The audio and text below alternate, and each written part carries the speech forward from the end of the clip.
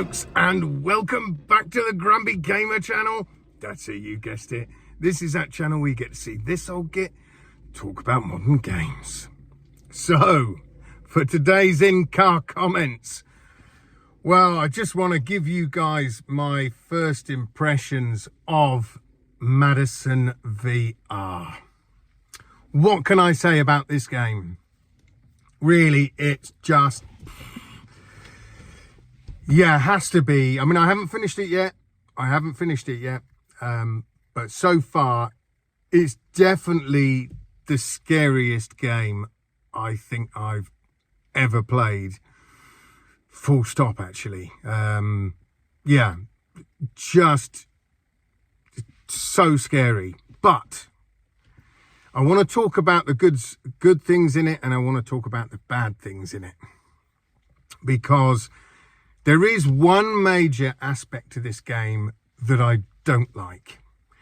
I mean, basically, the graphics are fantastic. The atmosphere is the most oppressive atmosphere I think I've experienced in a VR horror game. You know, I don't think there's any others that have that sheer feeling of dread in them, and that's just purely down to the sound design. You know, I played what was the other one, Overdark, and it was trying to do the same thing, but it didn't quite land it well enough.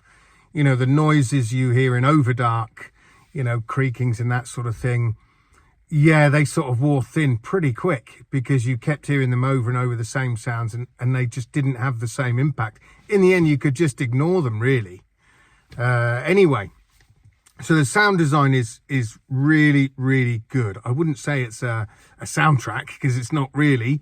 It's just an oppressive, like a hum constantly mixed with different noises. And yeah, it's very, very good sound design. Like I say, the graphics are really nice. The only thing that threw me when I first started playing it is you got baby hands. And obviously it's because you're playing a young boy called Luca.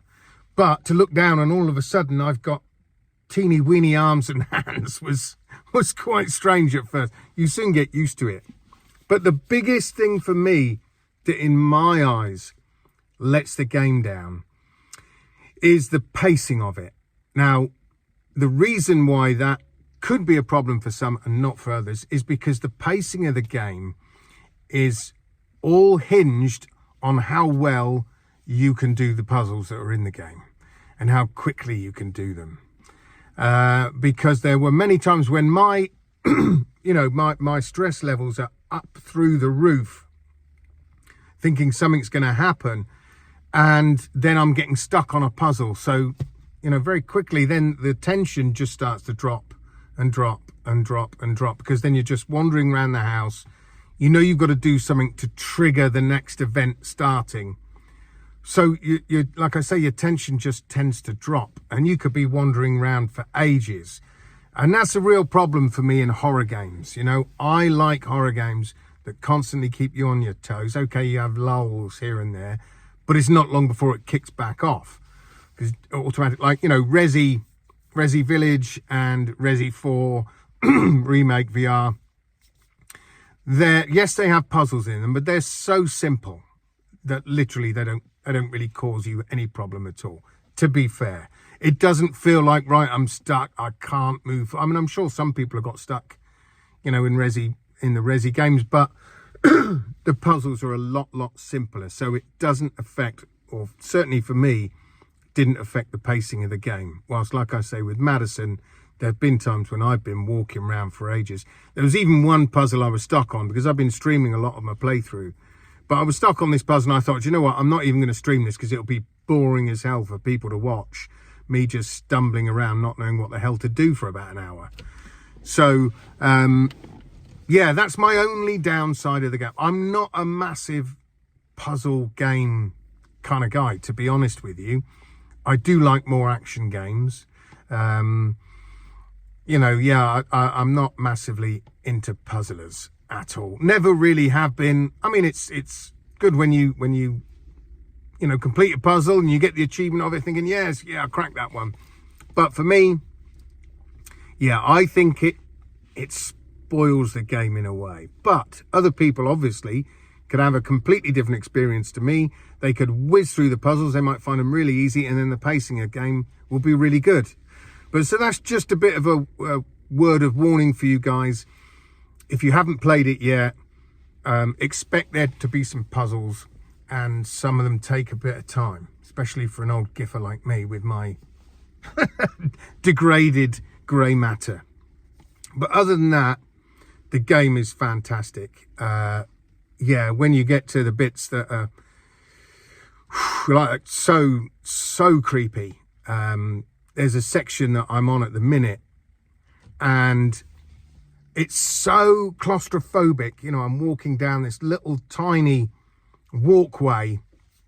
I can't say too much about it because I don't want to spoil it for you guys, but I'm walking down this tiny walkway, and literally I can't see further than about 3 or 4 foot in front of me. You know, I've got a lighter that keeps flipping going out. But yeah, if that darkness had been a bit, if I could have seen a bit further, maybe 10, 15 foot until it went dark, that I'd feel much more comfortable with that. But because the darkness is literally right there and anything could leap out at any minute, the tension for me is insane. Anyway, I had to stop doing this one particular bit. It was getting too much for me. I thought, you know what? I've got to have a break. So anyway, I put it down. Now, on tomorrow, actually, is it tomorrow? Yes, tomorrow, we've got the first race of the Manufacturers' Cup on GT7. I've been contracted to drive for Lamborghini. So I've been doing a lot of practice for this race. It's on the 24-hour Nürburgring. I've got the Lambo Volt Huracan. Lambo Huracan that I'm using. So I've been doing a lot of practice laps over the last few days. Anyway, I stopped Madison in this particular point and just put my PS into rest mode. But I knew I had to do some racing because I want to do well in this upcoming race tomorrow, or try to at least.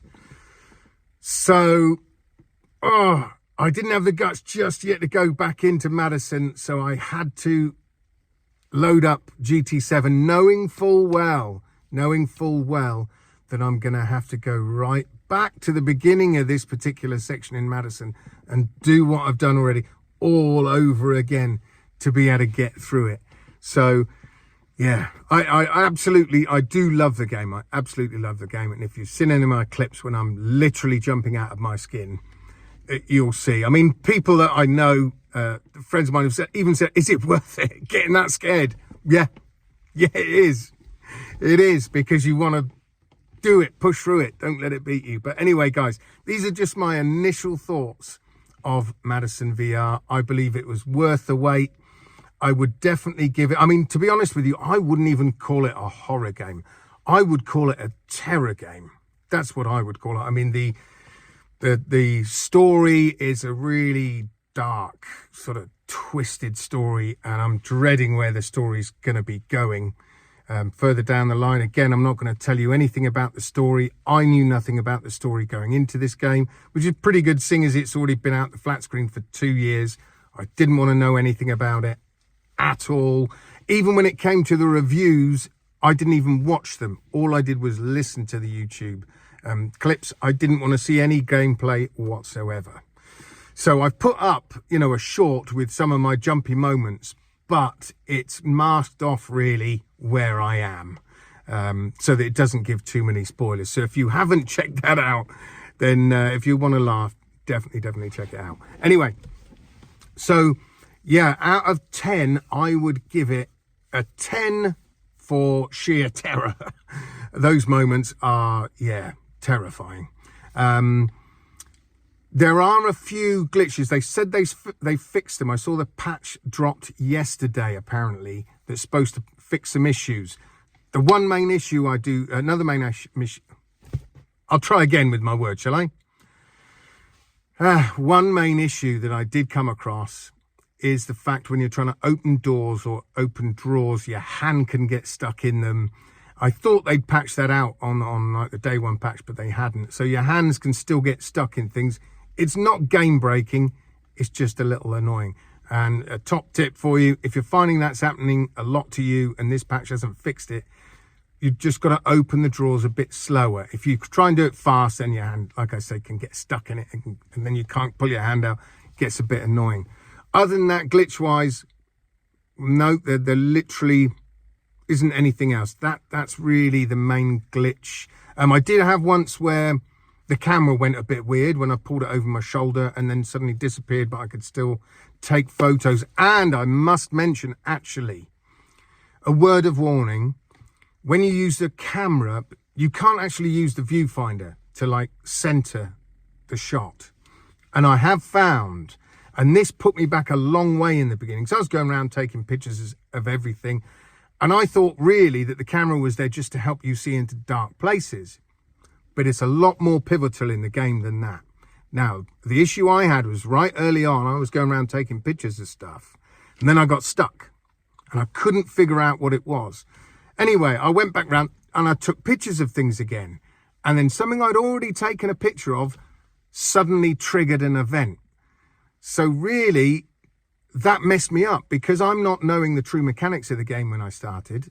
Like I say, the camera was a bit off, because if I'd have taken that picture and it had registered it straight away, that event would have kicked off. But it didn't, and I didn't know it was meant to.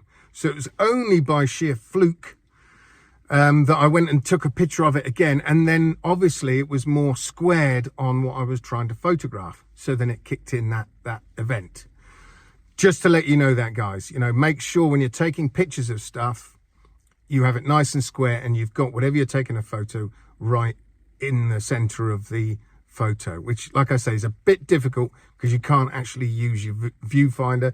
You just have to sort of guess how square it is when you're taking the shot. Like I said, that's just another little tip for you guys. Be careful of that, because like I say, that got me stuck for quite a long time, because like I say, it was in the beginning. I didn't know what I was doing anyway. I didn't know the full mechanics of the game and what did what and how to use certain things. So just bear that in mind if you're going into it. Now, I will, when I finish the game, give my full review. But at the moment, I would say it's a 10 for the sheer terror of it. I would say the graphics are a good, solid 9. Yeah, because of the few bugs, you know, gameplay-wise, and because of the puzzle side of things and the pacing, I would drop that down to about an 8.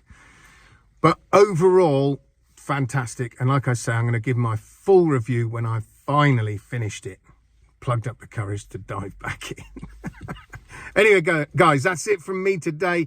I hope you had a fantastic weekend. If you're in the UK, I hope you had a fantastic bank holiday weekend and you all play some great games. Please, if you like this video, give it a thumbs up. And if you haven't subscribed, please hit that subscribe button. As they say, smash that subscribe. Just click the subscribe button. That would do my little channel a lot of good. So thank you very much, folks, for watching.